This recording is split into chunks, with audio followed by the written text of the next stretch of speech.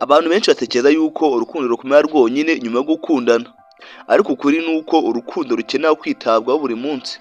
Hari imyitwarire ituma umukunzi wawe arushaho kugukunda, yego rwose, akakwizera, akarushaho no kubana nawe, cyangwa se akarushaho kwifuza kubana nawe igihe kirekire, cyangwa se ubuziraherezo. Ariko kuri muri Bibiliya haranditse ngo mukundane nk'uko nanjye nabakunze. Aho ngaho ni Yohana 15:12. Ushobora kugiye kwibaza ngo uyu munsi tugiye kuganira kuki? Nibyo koko urakoze kubyibaza kandi ni n'ingenzi kubyibaza. Ariko ukuri uyu munsi tugiye kureba hamwe amabanga 8 atuma umukunzi wawe agukunda cyane kurushaho, ndetse akanakwifuza kurenza uko abitekereza. Gusa benshi rero tubimenye. Niba munyemere mureke turebere hamwe amabanga, ikatagenda ikintu cya mbere muri ayo ngayo. Naho ikintu cya mbere mwereka urukundo mu bikorwa bitari amagambo. Ndabizi muri iki gihe abenshi ibikorwa byatunaniye dukoresha amagambo, twerekana urukundo mu buryo bw'amagambo. Ariko ukuri ni ukubwira yuko azi ko umukunda. Umubwira amagambo meza, umushimira ibyo akora, umufashe mu bihe bikomeye cyangwa se mu gihe agukeneye cyangwa mu gihe akeneye yuko umufasha. Kubera ko ukuri ni uko urukundo rugaragarira mu bikorwa bitari amagambo gusa, cyangwa se rugaragarira mu bikorwa kurusha amagambo. Gusa rimwe na rimwe amagambo nayo ryabwerekana, ariko akarusho bikaba ibikorwa. Naho kabiri, dumutega amatwi. Ni ukuvuga ngo niba umukunzi wawe akubwiye biri ku mutima we, mwereke yuko ari ingenzi kandi mureke arangize. Mwereke yuko ibyo avuga bifite agaciro kandi karuta ifeza n'izahabu. Bizamwongerera icyizere cyo kugukunda, kandi ikindi akwizere kurenza uko abitekereza ndetse no kurushaho. Abantu benshi bumva cyangwa bumviswe bakunda gukunda uwo babana kurushaho kurenza uko abitekereza. Bigoza ryanditse muri Bibiliya ngo umuntu wese ajye yihutira kumva kandi atinde kuvuga. Aho ni Yobu 19:1. Gusa abenshi bihutira kumva cyangwa se bihutira kuvuga kurusha kumva. Ni gute bisanze ahantu aho umuntu yumva n'ibyo yumvishe nabishyire mu bikorwa. Naho gatatu, jya uba inyangamugayo. Ni ukuvuga ngo uko niko rukufatiro rw'icyizere kurenza uko abitekereza. Ntukamubeshye kabone niyo byaba ari ibintu bitoya, kubera ko ufite kumubeshya akishima, yego, ariko akishima umwanya muto cyane, kandi ikindi akababara igihe kirekire cyane, bitewe n'uko wamubeshye arishima, ariko nyuma yo kwishima arababaye kurenza uko abitekereza. Ni ukuvuga ngo iyo ukwizera urukundo rwanyu rurakomera, cyangwa se icyizere kiri hagati yanyu, urukundo rwanyu rurakomera kurenza uko abitekereza, umubano wanyu uraramba, kandi ikindi ugakomera kurenza uko abantu abitekereza.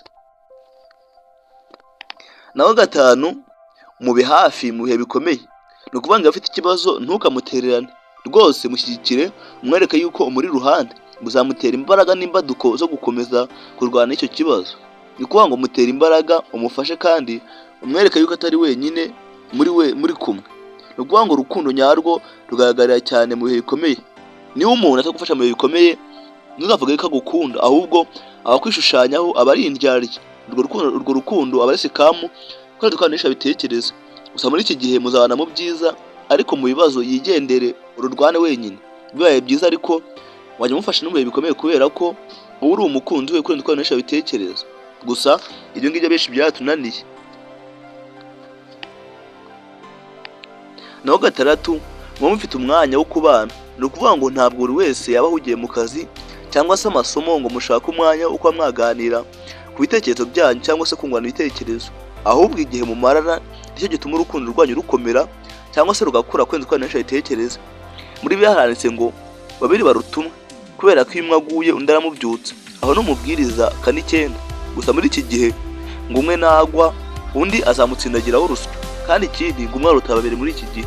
Ariko bibaye byiza babiri barutumwe, kubera ko iyo umwe aguye undi aramugoboka akamubyutsa. Gusa benshi byatunaniye, twabaye nyakamwe. Naho karindwi, jya ubabarira kandi usabe imbabazi. Ni ukuvuga ngo nta muntu utagira amakosa pe, ibyo birazwi. Ariko niba wakosheje emera amakosa yawe, usabe imbabazi, uzababarirwa, kandi ikindi uba umwere. Niba yagukoshereje jya wibuka kubabarira, kugira ngo murusheho kubana neza, umubano wanyu urambe kandi ukomere.